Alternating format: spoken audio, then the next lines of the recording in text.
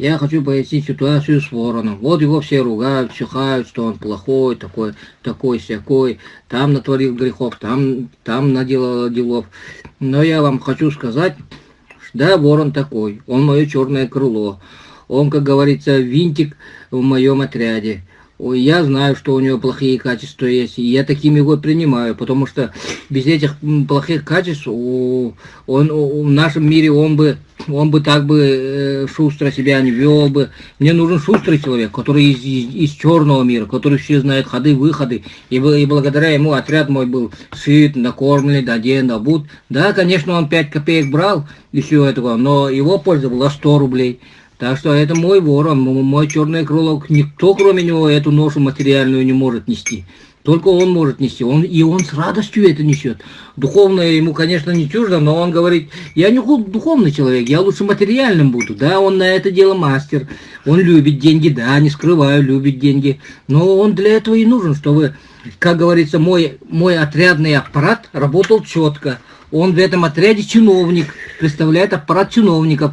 Ведь и в государстве, представьте себе, да, чиновники нужны очень. Без чиновников государственный аппарат развалился бы. Да, они бюрократы, да, они берут, да, они и взятки разные делают.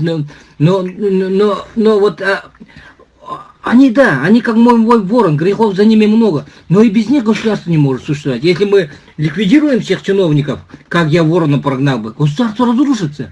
Без этих мздоимцев и так далее, бюрократов, государство разрушится. Зато они свое дело прекрасно делают. Государство не может существовать без чиновника, а вот эта структура. Они свое прекрасно делают, бюрократическую работу. Они профессионалы в этом деле.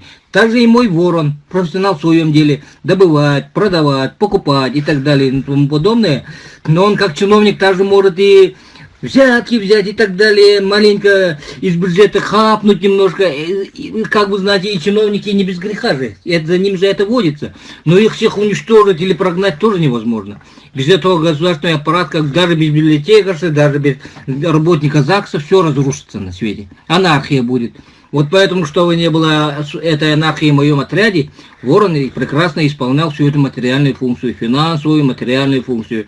Да, он грешен, да, он черный, но то он и зовется ворон из нижнего мира, грешный человек. Но он прекрасно справляется с этим материальным миром.